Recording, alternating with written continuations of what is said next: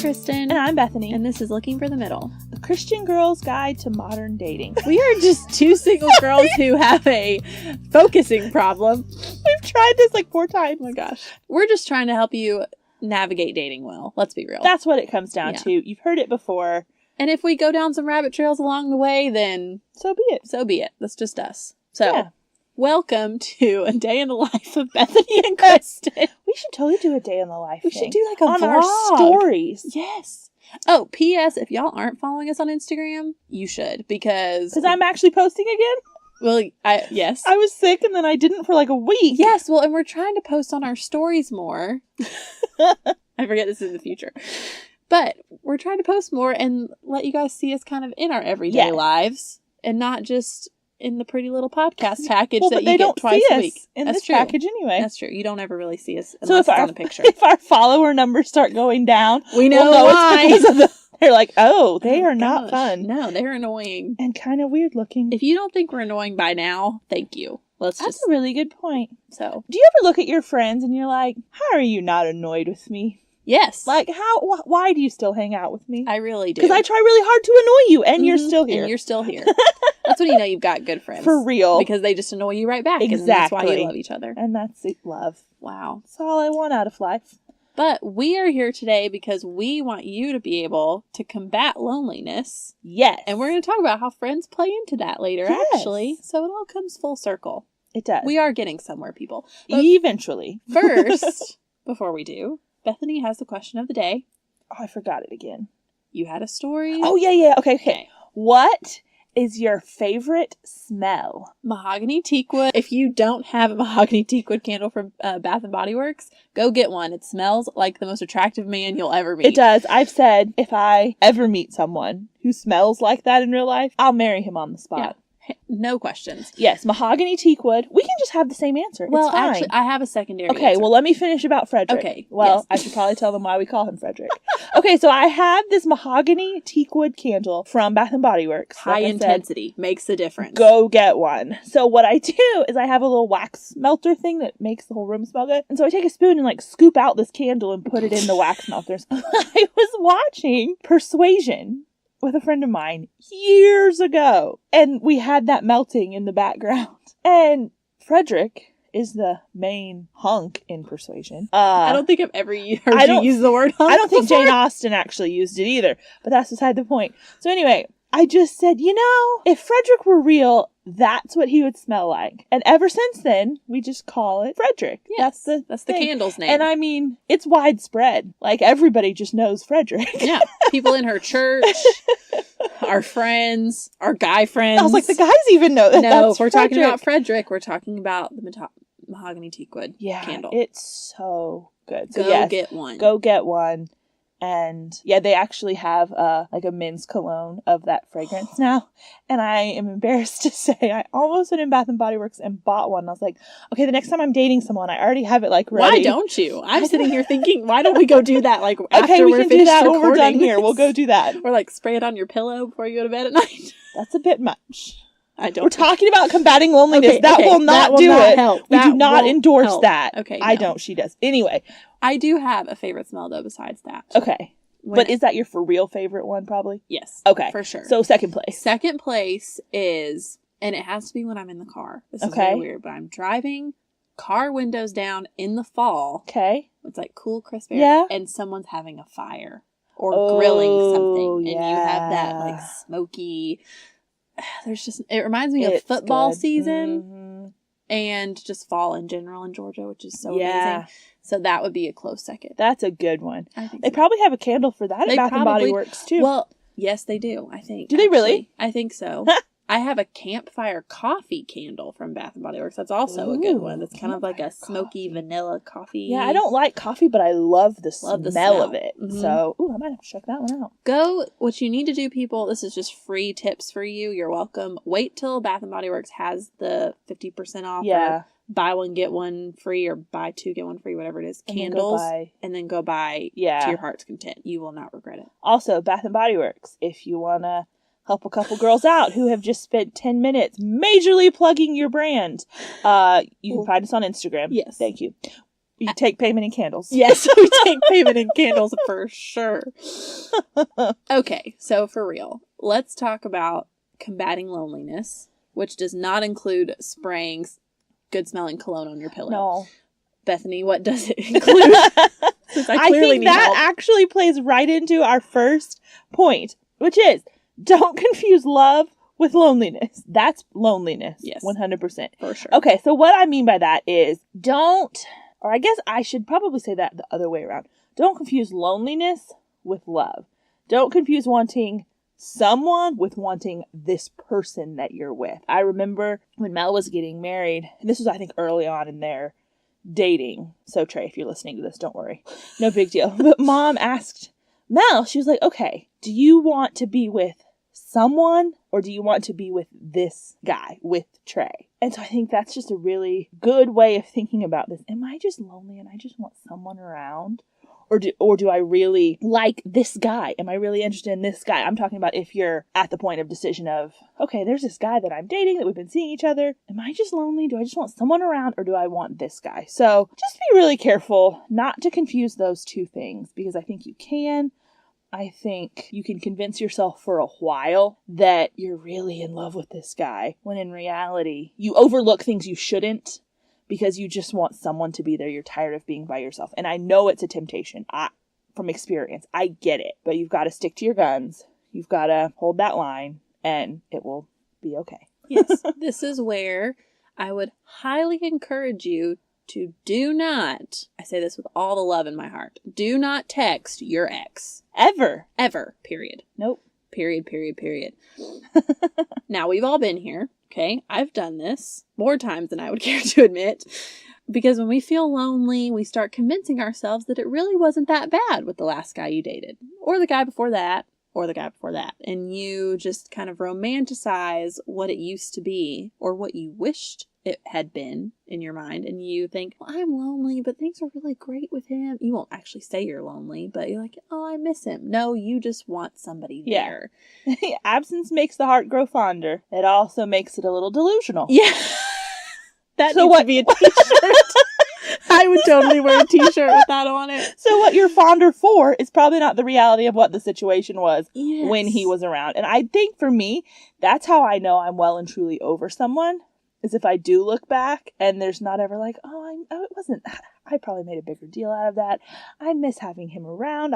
If I'm like, no, I'm good. I'm like, okay, I am well and truly over it and moved on. Yeah. So I would really encourage you, just don't text one of your exes when you're feeling lonely. Text your friends, call your mom. That's the best one. Yes. Yeah. Anything. And Bethany and I have had this conversation. I've had this conversation with Melanie and a couple other of my friends where I'll tell them like, hey, I'm really missing such and such. And they're like, okay, well, talk to me about this and then talk to me about what you were going to text him. And I'll tell you why you're crazy. Exactly. And so it's great, I think, to have one or two of those friends where you can be like, hey, I'm really wanting to text so-and-so. Yeah. And they can be like, okay, well, don't. So let's talk. Yeah. And they can be there for you in a moment where you do feel lonely, but then you're not making a decision that you will later regret. Because let's be real, 95% of the time I would say you text your ex when you feel lonely and then you wake up the next morning and you're like, why did I do that? Why did I open that can of worms?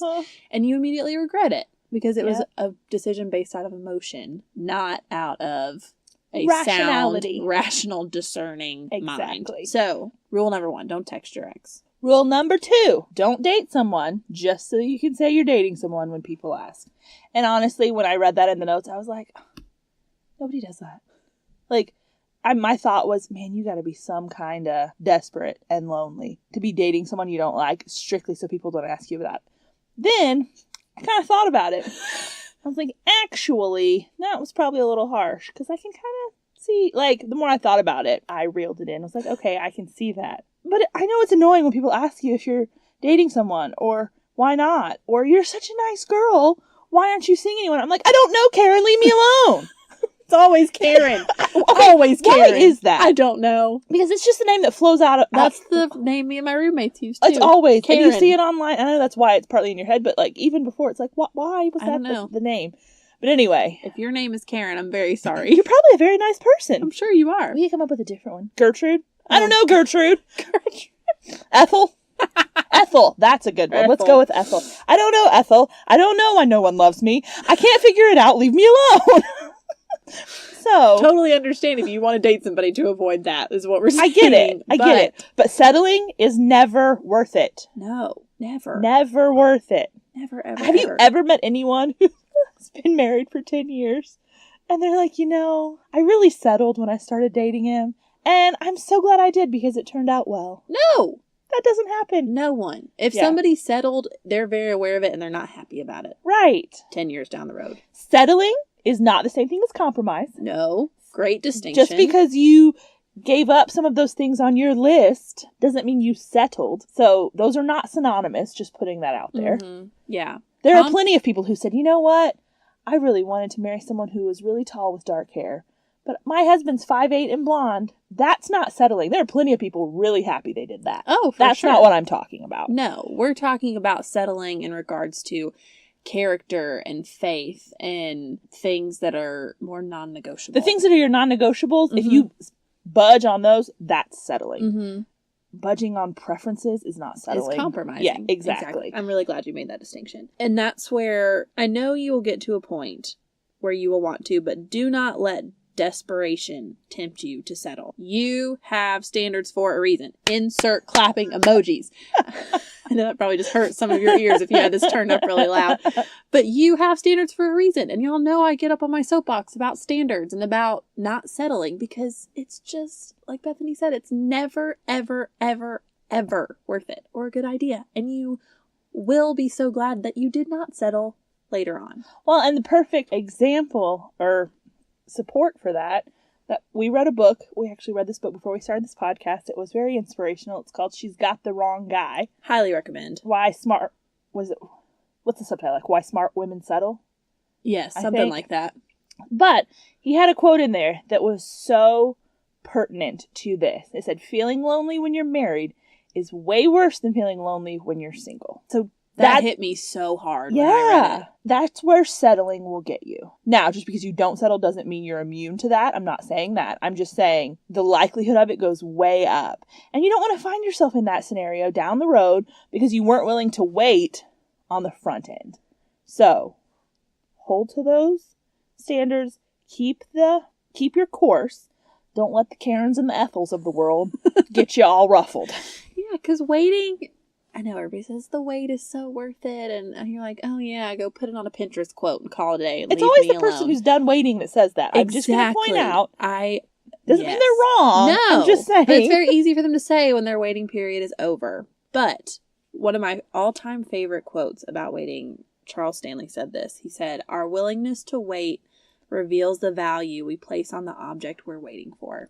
Yes. And I have thought about this so much. I'm like, if there is anything that I feel like will be worth the wait, it will be, if I'm going to get married, it will be for this guy. Yeah. One story I will tell very quickly. This is kind of like my analogy that I use about it. But when I was 14, I started looking for a car because I was about to get my learners and my parents given me, the rules and the budget and whatever.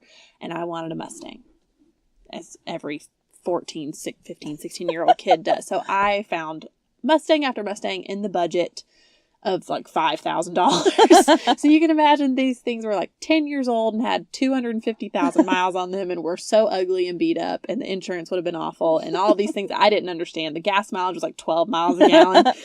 I didn't know what any of it was. I just knew, it's in the budget, so it's going to be great. And my parents were like, no, this is not going to work, which now I understand why. Fast forward 10 years. I wasn't even planning on ever getting a Mustang. I had kind of the practical side of me had settled in and be like, okay, I'm going to be a responsible adult and I'll go buy a Hyundai. Let's a 4-door and get good gas mileage and call it a day.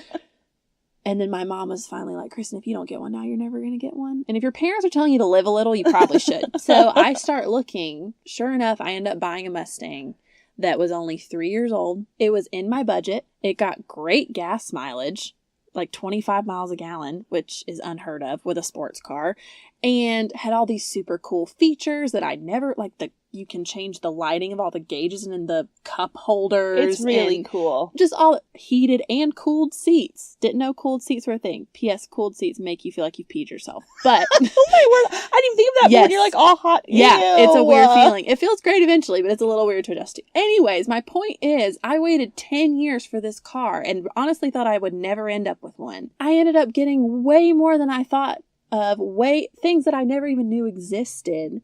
And it made the wait, so it made it so much more special because I'd waited for it. I remember driving that car home and being like, I was giddy and just giggling like, oh my gosh, this is my car. I can't believe this. And it was just so sweet. And I think about that all the time of like, how great is this going to be when whatever I'm waiting for hopefully finally happens, and how sweet that will be because I've truly waited for what I wanted and for God's best. Yeah. And not just settled and bought the 10-year-old 250,000 mile beat up Mustang, you know? Well, and you were talking about people who say, oh, waiting is so worth it.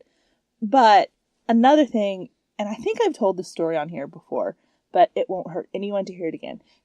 People say, there's purpose in waiting. There's a reason for it, which kind of like we were saying, it's like, okay, I get it. Intellectually, I know that is true, but I don't see that now. Well, I saw it in action. Oh man, it's probably been 3 years ago. There is a lady that my family has known for years. Mm-hmm. I mean, she's known my parents and grandparents since before I was born. So I mean, like, we have known her forever. She had always, when I say she'd always been single, I mean, she'd never got married. She dated. I think she was close to being engaged a couple of times. One of the absolute sweetest people I have ever met in my entire life. But she had never been married. Well, she got married. What was it? Probably 3 years ago? Yeah, it's been pretty recent. 3 years ago for the sake of the story. Late 40s, early 50s probably. And the man that she married was a pastor who had been married before, but his wife had gotten sick and passed away several years prior to them meeting. But that's her husband. That's who God had for her. But he had another path for him to walk. So there was purpose in that waiting. They couldn't be together sooner because God had that path for him to walk of being married previously, of losing his wife, of all these things to prepare them for each other. And so it was just sitting there at that wedding. It was so cool. It really struck me. I was like, you know what? There was purpose in that. You were able to see like a tangible result of that. And that was just really cool to see. I love that story. Well, and Bethany and I have even talked about this too. In if we had both got married 2, 3, 4 years ago, like this podcast would not exist. Yeah. We did this out of a state of, hey, we're single. We have friends that we talk to this stuff to about this stuff all the time. So clearly there are probably other people asking the same questions. Let's start this. Yeah. And we've had the ability and the time and the perspective, experience and perspective exactly to do it. So you never know what could be wrapped up in your waiting period. Oh yeah. We've literally said to each other, what if we're single right now to do this? Mm-hmm. Which makes it totally worth it. Oh, it does. It's worth. You just said it yourself. Like I'm saying it. I'm actually in it. We get it. We get it. So, yeah. So we get that there's purpose. We get that it's worth waiting for. But when you're stuck in what seems to be a forever period of singleness, we'll just call it an extended period of singleness. What are some practical ways to lessen that burden of loneliness? The first thing that I would say is to not wallow in your loneliness or singleness. And I got assigned this point, aka I assigned myself this point because I'm not good at this. Now, like we said a couple weeks ago, it's okay to address your feelings and emotions as you're feeling them. I'm not saying suppress all of that and don't deal with it, but you shouldn't let them linger. So like, for instance, you can have them over for lunch, but they don't get to move in. Yes. Like very quick, yes. Brief. My small group leader was telling us a couple weeks ago that she had a friend who would give herself a 5-minute window every day that if she was feeling upset or like sad about something, she would let herself for 5 minutes, she could throw a pity party. Every day? It was if she wanted to. She didn't do it every day. Okay. No. I was like, whoo. But if there was something bothering her, that day she knew, I've got 5 minutes to wallow in this, and I can feel sad and angry and cry and whatever, but as soon as the 5 minutes up, we're going to wrap it up and we're going to move forward, and I'm not going to just let this sit. Yeah. And just dwell on it for hours and hours and days or weeks or yeah, however long. because I think when you do, you're not trusting God.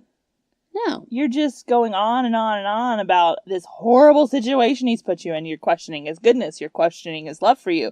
And so we are human and we live in a fallen world. So you're going to deal with things that are not fun. And you don't like them and they don't feel good. And yeah, sometimes you just got to get that out. It's not always the correct response, the way you do that. But I'm not going to sit here and say, oh, no, we don't do that. Yeah. Like, please. Oh, please. We all do. Yeah. So I get that. I think have a person that you are comfortable talking to about your struggles, that you know they're safe with, that you don't worry that they're going to talk to someone else about it. But then also trust that person enough to tell them, hey, you've got to call me on my crap. Mm-hmm. You've got to call me on my wallowing. Yeah. And then when they do, don't bristle. Yeah, listen to them. Yeah. Because you've given them that freedom and that authority in your life to be able to tell you that, so you need to take it seriously. Yeah. I know I've given Bethany that freedom, and you know, a lot of times you're like, okay, I know that I'm making a bigger deal out of this than there is, but let me just talk to you. And she'll be like, you know what? You're right. Now, also, what are we going to do about this? Yes, let's move forward and address it. So, yeah, I think that's a really good step. Another thing, and we've talked about this before, but know yourself, have some self-awareness, and know your triggers of what triggers you to feel lonely or sad or want to wallow. Don't you feel like we're so millennial? We are. Talking about triggers. Triggers. So relevant. I know. Hashtag relevant. But try to avoid those things as best you can. I know one thing that we've talked about for me, rom-coms and Taylor Swift music. Or I have certain playlists I have made for when I'm sad. Okay, that I will go there.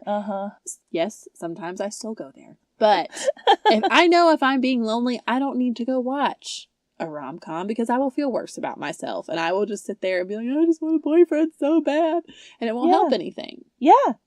Another one that kind of feeds in with that one is just lots of time in general. Where you're not like lots of it. Just not empty time. Yeah. Empty, free time with nothing to do. You're just sitting in front of a TV, probably. One thing that I personally do if I find myself in that place is I'll just go work from Starbucks, or, I work from home a good bit. So I have extended periods of time just there by myself.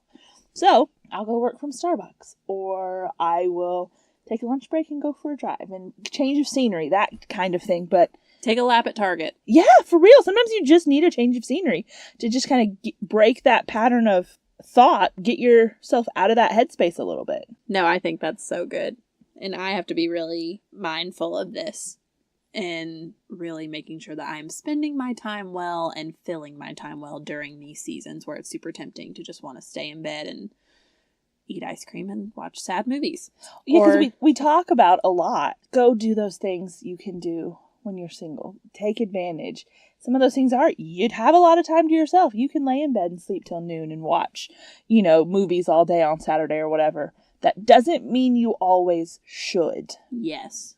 Just because you can go do all of these things doesn't mean it's always the right choice. Mm-mm. So part of this is just making good choices, making smart, self-controlled decisions about what is truly best. Yeah, just having wisdom in that, for sure. Okay, before I say this next one, this was hard to put on here. But but it's very important. And I think it's true for a lot more people than just us. If people are truly honest. I agree. I think one trigger for loneliness could be certain friends you have who are in relationships. Sure. Friends, acquaintances, people at church, whatever. People in general who have what you want. Yes. And especially people who talk about it a lot. Yes. Can be particularly difficult to be around. I know. And this is where I struggle because there's balance there. Mm-hmm. Because think of it this way. If that were you would want to talk about it and you'd want everyone to just be okay with it.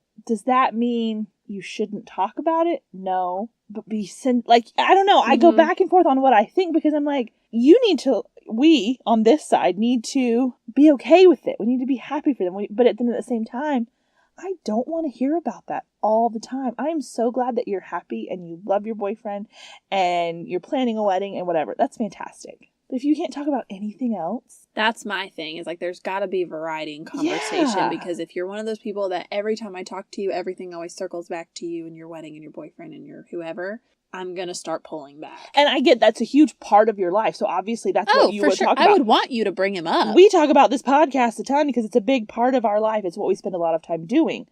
But I know it's annoying if that's all we talked about. Mm-hmm. So if you're on the side of not having a boyfriend and you are in that lonely place, give grace to that friend, because 9 times out of 10, they're not trying to rub it in your face. No. They're just talking about their life and they're excited and happy. Yeah. But on the other hand, if you're that friend, show some grace as well and remember how it was for you. Mm-hmm. Remember being on the other side of that too. Mm-hmm. I know I'm walking through this for the second time now. The first time, anybody else in the middle of wedding season, can I get an amen?